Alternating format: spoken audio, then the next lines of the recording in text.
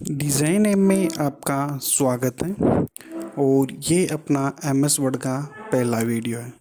इस क्लास के अंदर आप एमएस वर्ड के एमएस वर्ड को आप बेसिक से सीखेंगे, ठीक है। तो चलिए शुरू करते हैं। जैसा कि आप देख पा रहे हैं, मैंने एमएस वर्ड को ओपन किया हुआ है और यहाँ पे जो सबसे ऊपर दिखाई दे रहा है ये आपको ये क्विक टूल एक्सेस बार बोला जाता है इसको। और यहाँ पे जो आपको दिख रहा है ये इसके टैब होते हैं। यहाँ पे जो आपको ये दिखाई दे रहा है इनको अपन ग्रुप बोलते हैं। जैसे ये क्लिपबोर्ड का ग्रुप है, ये फ़ॉन्ट का ग्रुप है, ये पैराग्राफ का ग्रुप है, ये स्टाइल का ग्रुप है, ये एडिटिंग का ग्रुप है। फिलहाल अपन होम टैब पे हैं और जैसे आप इंसर्ट पे क्लिक करोगे तो उसके लिए अलग से फंक्शन दिखेंगे। आप डिज़ाइन पे जाओगे उसके लिए अलग से दिखेंगे, लेआउट पे जाओगे उसके लिए अलग से दिखेंगे, रेफरेंस पे जाओगे उसके लिए अलग से दिखेंगे। इसी तरह जैसे मेलिंग, रिव्यू, व्यू और हेल्प पे जाओगे तो आपको सबके लिए अलग अलग फंक्शन दिखेंगे। सभी को ग्रुप में डिवाइड किया हुआ है। फिलहाल अपन होम पे आते हैं, ठीक है। तो इन सभी के बारे में मैं आपको अच्छे से और विस्तार से सिखाऊंगा, तो आप हमारे चैनल पे बने रहना, इसको सब्सक्राइब करना, साथ ही अपने दोस्तों के साथ ज़रूर शेयर करना ताकि वो भी ये सब सीख सकें। तो चलिए शुरू करते हैं। तो सबसे पहले अपन इस पर एक डिफ़ॉल्ट टेक्स्ट ऐड कर लेते हैं, ठीक है। कुछ पैराग्राफ ऐड कर लेते हैं। तो कुछ पैराग्राफ ऐड करने के लिए आपको क्या करना है, यहाँ पे से इक्वल्स टू लगाना है, ठीक है। यहाँ से इक्वल्स टू लगाना है। इक्वल्स टू लगाने के बाद आपको यहाँ पे RAND, ठीक है, और शिफ्ट के साथ 9 और 0 प्रेस करना है। आप अब इतना लिखने के बाद आपको क्या करना है, यहाँ पे एंटर दे देना है, ठीक है। तो यहाँ से इसमें कुछ पैराग्राफ ऐड हो जाएंगे और अगर आप ज़्यादा पैराग्राफ ऐड करना चाहो तो आपने जो ब्रैकेट लिया था उसके अंदर आपको कुछ नंबर डाल देने, ठीक है। जैसे इस तरह से है ना, ये है, इसके अंदर आप कुछ नंबर डाल दोगे तो इसमें और भी ज़्यादा, जैसे मैं 10 टाइप कर दूंगा इसके अंदर, 1 मिनट, यहाँ से मैं 10 टाइप कर दूंगा तो यहाँ से और ज़्यादा, सॉरी, यहाँ पे यहाँ पे और ज़्यादा पैराग्राफ ऐड हो जाएंगे, ठीक है। इस तरह से इसमें काफ़ी सारे पैराग्राफ ऐड हो गए, ठीक है। तो सबसे पहले आज की इस क्लास में हम केवल फ़ॉन्ट ग्रुप के बारे में समझेंगे कि फ़ॉन्ट ग्रुप में क्या क्या चीज़ें होती है, ठीक है। तो होम पे जाओगे, होम पे जाने के बाद आपको एक फ़ॉन्ट का ग्रुप दिखेगा। इस ग्रुप के अंदर आपको सबसे पहले जो यहाँ पे दिख रहा है ना, ये होता है इसकी फ़ॉन्ट के लिए, ठीक है। और इसकी जो शॉर्ट कीज़ होती हैं वो कंट्रोल शिफ्ट और F होता है, ठीक है। फ़ॉन्ट एंड जैसे आप इस पैराग्राफ पे क्लिक करोगे तो इस पैराग्राफ की फ़ॉन्ट क्या है, कैलिबरी बॉडी। और अगर इस पैराग्राफ पे क्लिक करोगे तो इस पैराग्राफ की भी फ़ॉन्ट क्या है, कैलिबरी बॉडी है। अब अगर आप इस पैराग्राफ की फ़ॉन्ट चेंज करना चाहते हो, आप इस पैराग्राफ की फ़ॉन्ट को अलग और इस पैराग्राफ की फ़ॉन्ट को अलग रखना चाहते हो, तो आप क्या करोगे, इस पैराग्राफ को सेलेक्ट कर लो। सेलेक्ट करने के लिए आपको क्या करना है, आपका जो माउस है उसकी कोई सी भी क्लिक, चाहे आप राइट ले लो चाहे लेफ्ट ले लो, ठीक है, उसको क्लिक करके होल्ड पे रखना और इस तरह से जितना आपको सेलेक्ट करना है उसके ऊपर से अपना कर्सर लेके आना है। इसके बाद में आप इसकी फ़ॉन्ट चेंज करना चाहते हो तो आप यहाँ पे आके और जो भी फ़ॉन्ट आप करना चाहो वो फ़ॉन्ट आप ले सकते हो। इसमें वो सारी फ़ॉन्ट आ जाएगी जो आपने अपने सिस्टम में डाल रखी है, अपने कंप्यूटर में डाल रखी है। तो मैं फ़िलहाल जैसे डिफरेंट दिखने के लिए ये वाली ले लेता हूँ, ठीक है। तो अब जैसे आप देखोगे तो इस पैराग्राफ की फ़ॉन्ट अलग है, इस पैराग्राफ की फ़ॉन्ट अलग है, ठीक है। तो आप हर पैराग्राफ के लिए अलग फ़ॉन्ट यूज़ कर सकते हो। आप सिंगल वर्ड के लिए भी अलग फ़ॉन्ट का यूज़ कर सकते हो। जैसे आप इस पर क्लिक करोगे तो इसकी फ़ॉन्ट कैलिबरी है, ठीक है। आप इस एंड के लिए दूसरी फ़ॉन्ट लेना चाहो तो आप इसको सेलेक्ट करके और यहाँ से आप दूसरी फ़ॉन्ट ले सकते हो। जैसे मैं फ़िलहाल के लिए ये कर देता हूँ, ठीक है। तो आप हर वर्ड के लिए एक अलग फ़ॉन्ट ले सकते हो, हर पैराग्राफ के लिए एक आप अलग फ़ॉन्ट ले सकते हो। सेकंड जो इसमें दिखाई दे रहा है ये साइज़ के लिए यूज होता है, ठीक है, फ़ॉन्ट की साइज़। और इसकी जो शॉर्ट कीज़ होती है वो फ़ॉन्ट की जो शॉर्ट कीज़ होती है ना वो कंट्रोल शिफ्ट और P होती है। तो या फिर आप इनसे भी इसकी साइज़ बढ़ा सकते हो। देखो जैसे मैं इसको सेलेक्ट करके रखूँगा तो इसको सेलेक्ट करने के बाद आप जैसे इस पर क्लिक करोगे तो इसकी साइज़ बढ़ जाएगी, मतलब इस साइज़ फ़ॉन्ट की साइज़ इंक्रीज़ करने के लिए यूज़ होता है। और अगर आप इस पर क्लिक करोगे तो इससे इसकी फ़ॉन्ट की साइज़ जो होती है वो कम हो जाएगी। ये फ़ॉन्ट की साइज़ को डिक्रीज़ करने के लिए यूज़ होता है। या फिर आप डायरेक्टली यहाँ से भी कर सकते हो जितनी आपको चाहिए, ठीक है। तो ये चीज़ें आपको अच्छे से क्लियर हो गई, फ़ॉन्ट की साइज़ बढ़ाना आपको अच्छे से क्लियर हो गया। और इसकी जो पैराग्राफ की जो फ़ॉन्ट है वो चेंज करना भी आपको अच्छे से क्लियर हो गया। अगली चीज़ आती है, यहाँ से आप इसके जो जैसे सेंटेंस चेंज कर सकते हो। जैसे ये भी इसमें जैसे आप वर्ड देखोगे तो ये पैराग्राफ के अकॉर्डिंग है, ठीक है। आप इन सभी को कैपिटलाइज करना चाहो तो आप यहाँ पे क्लिक करके और यहाँ से अपर केस कर लो, तो सभी क्या हो जाएंगे, कैपिटल हो जाएंगे, अपर केस में हो जाएंगे।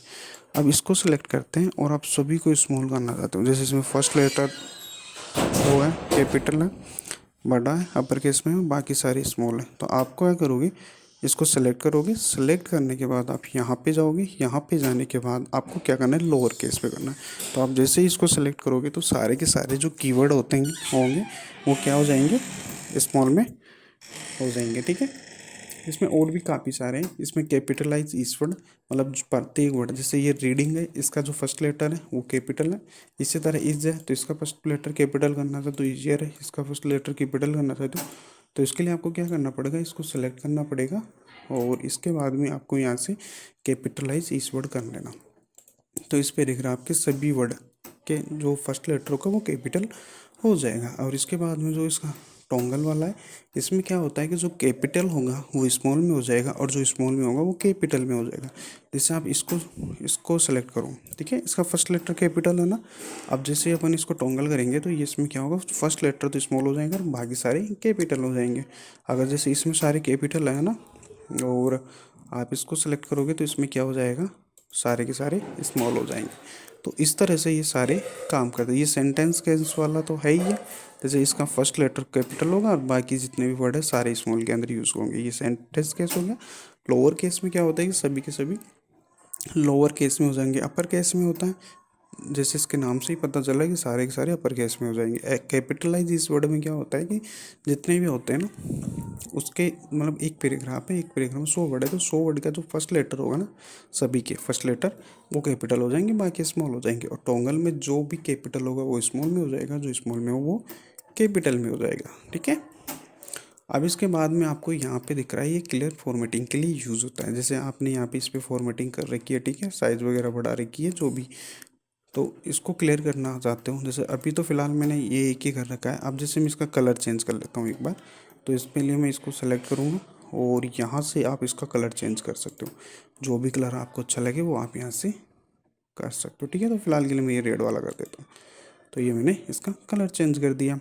और आप इसको बोल्ड करना चाहो, इटैलिक करना चाहता हूँ तो आप यहाँ पे आई पे आइए, इटैलिक हो जाएगा, या फिर कंट्रोल आई प्रेस कर दीजिए, ठीक है। बोल्ड के लिए आप कंट्रोल बी का यूज़ करोगे और अंडरलाइन के लिए आप कंट्रोल यू का यूज़ करोगे, या फिर सिंपल आप यहाँ पे क्लिक कर देना। अब इसके बाद में आप इसको सेलेक्ट करके और यहाँ से जो भी डॉटेड लाइन देना चाहो आप यहाँ पे दे सकते हो। अगर आप कलर में देना चाहो तो अंडरलाइन कलर पे आके और यहाँ से सेलेक्ट कर सकते हो, तो यहाँ से आप इसको कलर में दे सकते हो। तो फिलहाल मैं ये वेव वाली ले लेता हूँ, ठीक है, इस तरह से। तो ये इसमें मैंने फॉर्मेटिंग कर दी। अब इस फॉर्मेटिंग को मैं अगर हटाना चाहूँ सभी को एक साथ, तो मैं क्या करूँगा, इस सभी को सेलेक्ट करूँगा, ठीक है, इसको सारे को मैं सेलेक्ट कर लिया। सेलेक्ट करने के बाद मैं सिंपल सा इस पर क्लिक कर दूंगा तो ये नॉर्मल सा हो जाएगा। इस पर जो भी फॉर्मेटिंग की थी मैंने, इसका कलर चेंज किया था, इसको बोल्ड किया था, इटैलिक किया था, अंडरलाइन किया था, तो वो सबका सब इसमें से हट गया, ठीक है।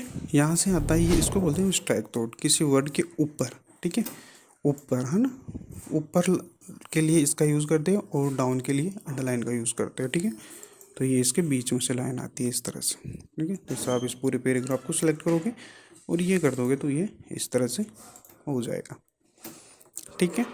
अगला जो आता है ये आता है सबस्क्रिप्ट के लिए, ये सुपर स्क्रिप्ट के लिए। जैसे आप कोई फॉर्मूला बनाते हो, ठीक है, जैसे मैं H2O लिखूँ तो H2O, ठीक है। तो अब इसमें 2 क्या होता है, एस के नीचे होता है, तो इसके लिए अपने को क्या करना पड़ेगा, सबस्क्रिप्ट करना पड़ेगा। तो सिंगल इसको सेलेक्ट करना है। इसको सेलेक्ट करने के लिए आप यहाँ पे क्लिक करके शिफ्ट दबा के और इधर लेफ्ट वाली एरो का यूज़ करना है, ठीक है।